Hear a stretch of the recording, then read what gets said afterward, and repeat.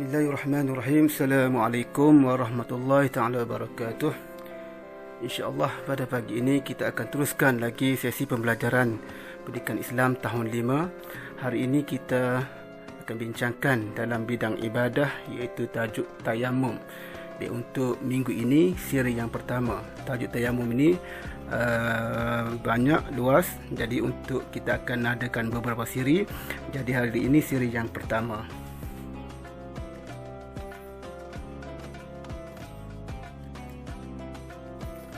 Baik, sebelum kita teruskan sesi pembelajaran kita, terlebih dahulu kita lihat objektif pembelajaran. Yang pertama, di akhir pembelajaran nanti diharapkan murid-murid dapat menerangkan pengertian tayamum dengan betul. Yang kedua, menerangkan sebab-sebab yang mengharuskan tayamum. Dan yang ketiga, menjelaskan rukun dan sunat tayamum.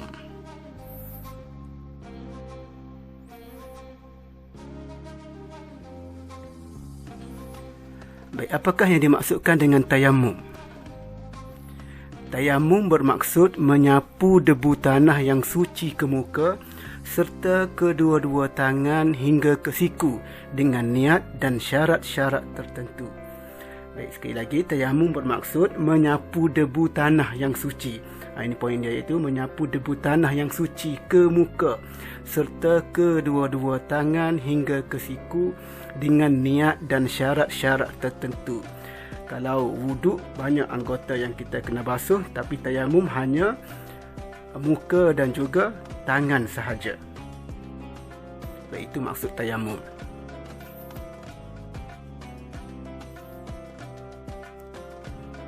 Seterusnya, dalil pensyariatan tayamum ada disebutkan dalam surah Al-Ma'idah ayat yang ke-6.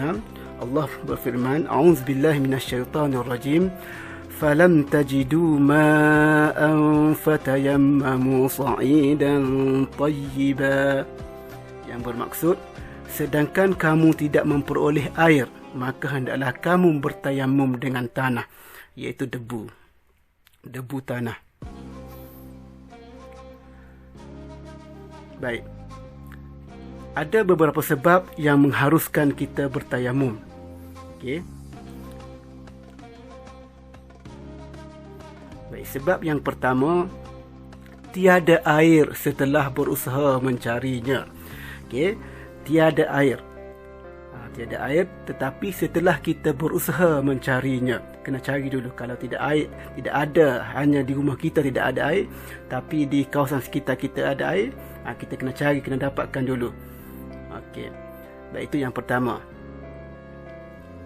Yang kedua, ada air tetapi hanya mencukupi keperluan diri dan ternakan. Okey. Air ada tetapi hanya cukup untuk kita minum dan juga ternakan kita minum. Maknanya ada air sikit lah. Kalau kita gunakan untuk berwuduk, maka kita tak boleh minum dan ternakan kita pun tak boleh minum. Jadi air tadi tak boleh kita gunakan untuk berwuduk. Kita utamakan untuk diri kita dan juga binatang ternakan kita dahulu. Okey, itu yang kedua. Yang ketiga, jarak tempat ada air terlalu jauh. Tadi kita cari kan, tapi tempat yang ada air itu jauh sangat. Contoh kita duduk kawasan kampung kita, tapi tempat yang ada air itu negeri lain ataupun daerah lain, jauh, makan masa nak pergi kan. Kalau waktu zuhur kita pergi, kemudian asar baru jumpa, itu kira jauh lah tu. Maknanya dikira tidak ada air. Yang keempat, terhalang daripada menggunakan air disebabkan sakit ataupun ada musuh berdekatan tempat air. Okay, ada musuh, harimau. Kita terhalang daripada menggunakan air ini kerana sakit. Kerana kita sakit, kita di hospital, doktor balut tangan contohnya, kaki dan sebagainya, tak boleh kena air. Okay, tak boleh kena air. Kalau kena air, kemungkinan penyakit tadi merebak dan sebagainya. Jadi pada saat itu kita harus bertayamum. Begitu juga tempat yang ada air tadi, ada musuh. Musuh ni termasuklah binatang buas dan sebagainya. Tu dalam gambar itu ada harimau kan. Kawasan harimau duduk tu ada air. Tapi bahaya kalau kita pergi di situ. Yang kelima, cuaca terlalu sejuk sehingga memudaratkan. Tak boleh kena air. Kalau kena air mungkin pengsan ke apa, maknanya itu dah satu kemudaratan. Jadi tak boleh kita gunakan air untuk berwuduk. Jadi pada saat ini tayamum penyelesaiannya. Baik, itu sebab-sebab yang mengharuskan kita bertayamum. Baik, sekarang kita tengok kepada rukun tayamum. Rukun yang tayamum, yang pertama niat. Niat dia nawaitu tayammuma listibahati fardhis salati lillahi ta'ala. Maksudnya sahaja aku bertayamum untuk mengharuskan solat kerana Allah Ta'ala. Itu yang pertama, niat. Yang kedua, rukun tayamum yang kedua, menyapu debu tanah yang suci ke seluruh muka.